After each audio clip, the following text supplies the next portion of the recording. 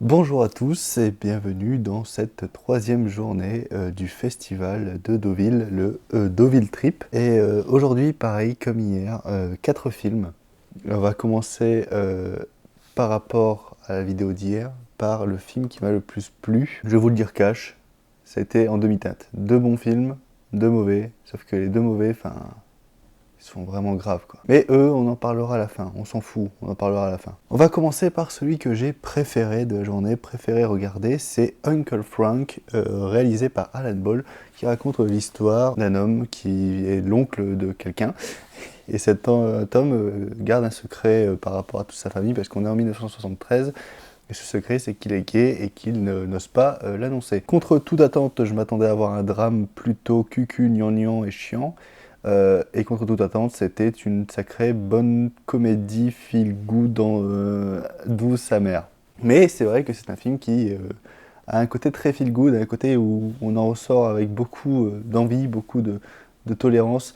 Et c'est un film qui redonne la pêche. Il dure 1h35, sincèrement, il passe tranquillement, on sent les 1h35, et il arrive à avoir ce petit mélange entre le drame, l'émotion de tristesse, tout comme l'émotion du rire, qui marche très très bien. Tout ça embelli par un casting assez étonnant, entre Paul Bettany, Judy Greer et aussi Wally Peter Macdissi, ce trio de tête qui porte vraiment tout le film, auquel on s'attache à chacun des personnages. Il arrive à avoir ce côté fraîcheur, ce côté de prendre à la rigolade certains trucs, alors que de base ça devrait pas nous faire rire. Voilà, il y a une sorte le film est décomplexé tout en étant un drame social sur la cause homosexuelle, hyper intéressant, qu'on ne retrouve pas du tout dans le dernier film que je vais traiter dans cette vidéo, hein, je vous préviens tout de suite, ça va être très vénère. Mais Uncle Frank, si ça sort, je pense pas que ça sortira en salle, je pense que ça va être réservé uniquement à des plateformes de streaming parce que ça risque de pas fonctionner vraiment en salle, ou du moins dans les salles plus art et essai. Après, au niveau de la mise en scène, etc., ça reste très classique, il y a des flashbacks qui sont un petit peu trop poussifs par moments, on se dit c'était peut-être pas obligé et on aurait pu expliquer ces flashbacks avec un dialogue. Mais sinon, c'est très sympa, ça passe très très bien, il n'y a pas grand chose à dire dessus. Pour pas vous cacher, c'est le film que j'ai préféré voir aujourd'hui, donc c'était pas non plus une journée où j'ai vu un grand film. Mais c'est très sympa, c'est assez important, ça reste dans le thème global de la compétition, c'est-à-dire des films importants dans leur témoignage, tout comme dans leur sujet, mais ça casse pas trois pattes à un canard. Voilà, ça mérite un bon 3 étoiles. Can't just change my name. Do anything you want. What about Liz? No? Liza? Betsy? Maybe Beth? Yeah, I like Beth. And there are so many things Beth can accomplish besides being a majorette. Deuxième film que j'ai aimé, c'est le film auquel je viens de rentrer de la séance, c'est Les Deux Alfred de Bruno Podalides, qui a fait avec presque toute sa famille, parce qu'il y a son fils qui est dedans, il y a son frère, donc Denis Podalides. Enfin bref, il a fait ça en famille avec des acteurs, etc., auxquels il se sentait proche. Et Les Deux Alfred, ça raconte l'histoire de deux paumés, qui sont Denis et Benoît Podalides, et Bruno Podalides, qui vont s'entraider dans une vie pas si lointaine, mais dans le futur, où tout est technologique, où les drones se sont démocratisés, où des startups très jeunes se sont démocratisés, etc. Et ils vont se perdre un petit peu dans ce nouveau monde qui les entoure, et ce qui va leur servir un peu de rédemption pour effacer leurs bêtises, etc. Les Deux Alfred, on pourrait résumer ça, comme je l'ai tweeté juste en sortant de la séance, par un hockey boomer, parce que on se dit c'est un vieux qui essaye de parler de technologie, etc. Donc c'est forcément quelqu'un qui n'y comprend rien. Or, dans ce sujet, dans ce thème qui est traité dans le film, et qui est un peu critiqué et en même temps approuvé par le réalisateur et le metteur en scène dans sa façon de mettre en image et de raconter ce récit, même si c'est approuvé en demi-teinte, le film est très moderne. Le film va réussir, je pense, lors de sa sortie, à rassembler toutes les générations, que ce soit les personnes âgées comme les jeunes.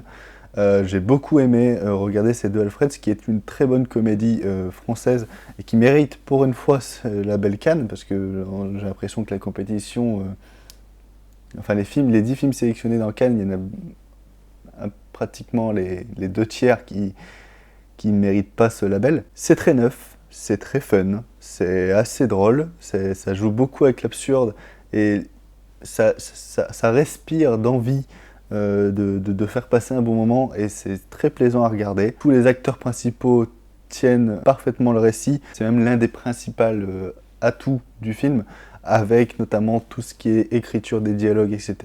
On peut reprocher au film une fin beaucoup trop banale, beaucoup trop classique, où tout se résout, ce qui est une fin très commune dans les productions françaises, notamment tout ce qui est comédie et ce qui se veut feel good pour faire passer un bon moment, ce qui est un manque d'ambition certain. Cela dit, ça reste un visionnage sympa. Après, je pense pas que ça mérite autre chose, parce que le label Cannes, il se comprend, bon casting, un thème qui est très neuf, très moderne, donc il se comprend, ça mérite pas plus d'attention, vraiment ça. Mais si vous cherchez dans quelques mois une bonne comédie auquel rire, passer un bon moment et en même temps avoir un sujet un peu neuf dans tout ce domaine-là, Les Deux Alfred peut faire le taf et ça peut être pour tout le monde.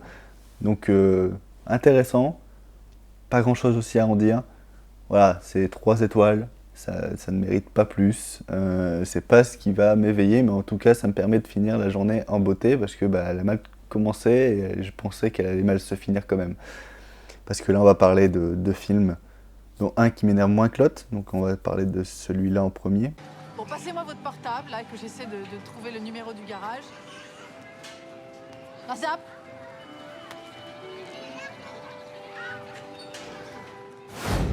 Alors je suis très rapide, hein, je suis désolé, mais je ressors d'une séance, il est actuellement 23h50, je suis un petit peu claqué. Troisième film auquel on va parler, c'est le film auquel j'ai commencé ma journée, c'est Last Words, film réalisé par Jonathan Noseiter, qui met en scène un trio d'acteurs, donc il y a Charlotte Rampling, Alexander Skarsgård, et j'ai plus le troisième, je suis désolé, je manque de connexion internet, enfin bref. Pas envie de chercher, qui raconte une histoire post-apocalyptique qui se passe en 2050 ou 2080, je sais plus quoi, où il reste pas beaucoup d'hommes sur Terre, etc. Et ils se retrouvent tous à Athènes, en Grèce, pour glander. Voilà. C'est pas intéressant. Je peux pas vous raconter grand-chose sur le film parce que je dois vous avouer que je me suis endormi.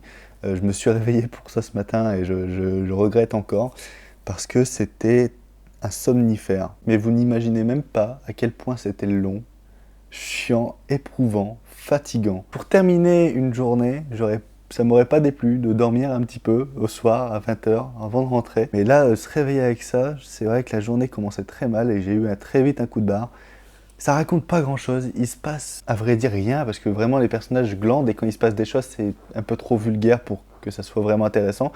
Bien que le témoignage, l'ambition de faire un film de science-fiction apocalyptique, contemplatif, où on suit des personnages qui discutent et qui ne font rien, je trouve ça assez ambitieux quand même. Ça n'en fait pas non plus un mauvais film, je pense que le film aurait duré 1h10, 1h20, ça serait passé nickel, parce qu'il y a des choses à raconter quand même dans ce long récit de 2 heures, même 2h10, mais à côté de ça, ça manque de rythme, ça manque vraiment de consistance en 2 heures de film, ça a de la consistance pour en faire un moyen métrage peut-être, mais pas plus, parce que là ça prend vraiment trop son temps, le contemplatif au bout d'un moment est vraiment éprouvant, le trio de tête d'acteurs est vraiment très bon, et c'est à vrai dire ce qui sauve vraiment les 2 heures de film, c'est les voir vraiment jouer, nous plaît, mais à côté le manque total de musique, parce qu'il y en a une, il y a une BO, mais elle est tellement pas intéressante, tellement pas riche en notes, en émotions, que finalement on ne ressent rien. C'est fade, malgré le témoignage et le scénario qui suit, qui est follement intéressant, surtout en période de déconfinement comme on l'est actuellement. Donc c'est un film très actuel, mais qui est dépassé totalement par son rythme. Et le rythme d'un film, même si l'ennui est subjectif et qui des fois peut être bénéfique pour une œuvre, là c'est juste un ennui hyper éprouvant, qui je pense n'est pas vraiment voulu par le réalisateur, parce que je pense pas que faire un film chiant soit le but premier. J'ai discuté avec plein de gens après la séance, ils ont pensé la même chose que moi, intéressant mais vraiment chiant et fatigant, et ils se sont aussi endormis. Quand je me suis réveillé, c'était la fin du film, certaines personnes applaudissaient, d'autres personnes étaient en train de se réveiller. Last World, c'est pas mauvais. Ça mérite un bon 2 étoiles. Mais vraiment, c'est pour être gentil. Parce que ce qui suit là...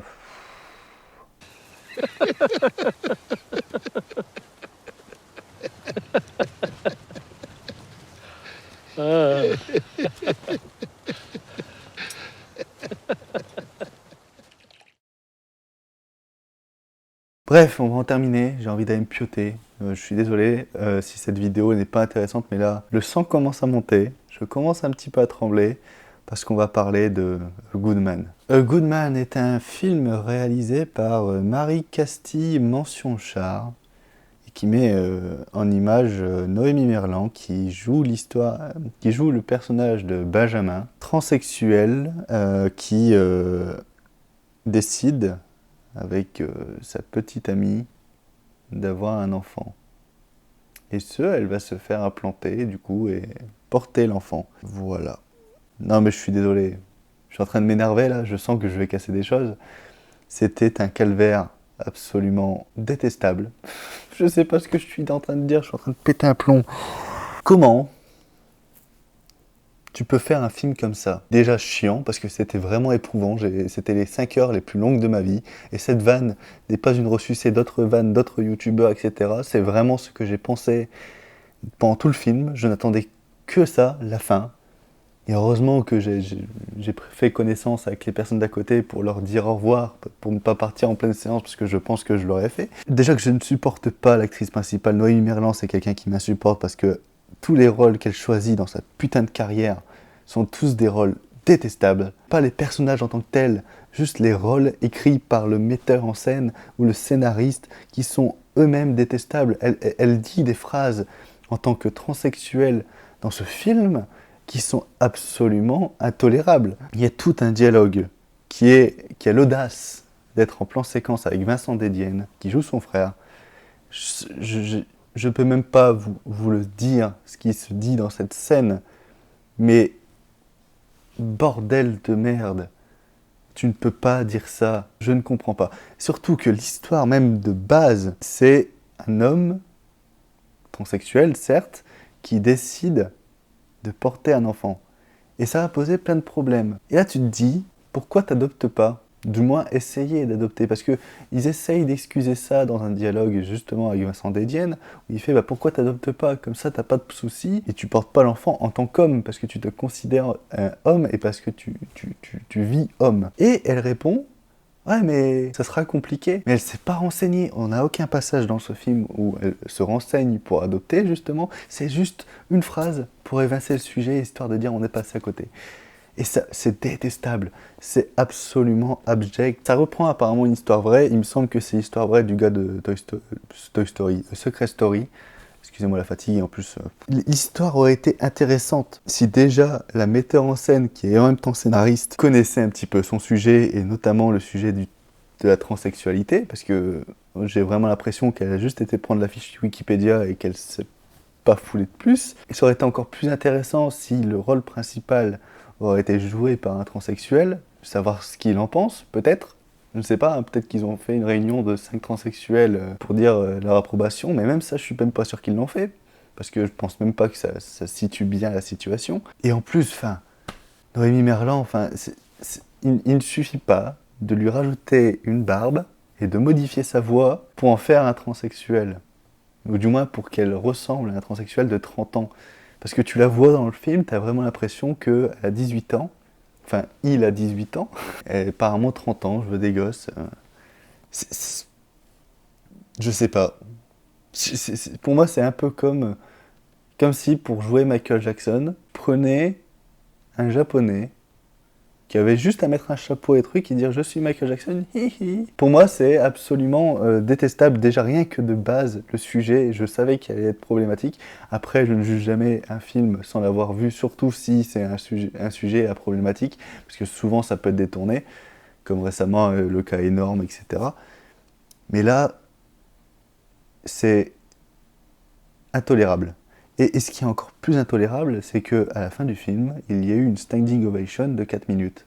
Donc les gens ont apprécié. Je pense pas que c'est de l'hypocrisie, parce j'ai pas eu depuis le début de ce festival vraiment une standing ovation de 4 minutes. C'est la première longue standing ovation que j'ai eue, parce que d'habitude les gens applaudissent après chaque film, ce qui n'est pas vraiment critère de qualité, du coup quand tu sais ça. Mais là, que les gens applaudissent si longuement après un film, c'est qu'ils ont ressenti quelque chose, ils ont tous publiquement approuvé que le film leur allait. Et c'est ce qui me fait peur en fait, parce que tu te dis mais comment des gens peuvent applaudir devant ça alors que juste avant il y a eu Uncle Frank qui était beaucoup mieux et qui parlait beaucoup plus d'homosexualité, parce que justement il y a des homosexuels qui jouent dans le film, donc peut-être que le fait qu'il y en a vraiment qui jouent dans le film, ça approuve du moins le sujet et la façon dont c'est traité, parce que là, A Good Man, ça mérite même pas d'étoile, il n'y a rien, c'est nul à chier. N'allez pas le voir, s'il vous plaît. Donnez pas d'argent à Marie Castille, mention char. Il faut qu'elle arrête de faire des films. Il faut qu'elle arrête de faire ses familles. Arrêtez, ça me fait mal. J'en peux plus. Bon, allez, salut. Je pars pour une nouvelle journée demain. Je vais me réveiller à 10h30. Je vais voir la première vache. Si on traduit le titre en français. Et on verra. On se retrouve du coup demain pour une nouvelle vidéo, 18h toujours. Sauf s'il y a un petit retard, ce sera plus tard dans le soir. J'en sais jamais. J'essaye de gérer mon temps au mieux. Là, je vais me coucher, j'en peux plus. Je pense même que je vais un peu me débarbouiller le visage parce que c'est vrai que... Quelle journée éprouvante. Quelle journée éprouvante. Et surtout pour le festival de Cannes en fait. Quand j'y pense, aïe. Bref, des bisous et à plus tard.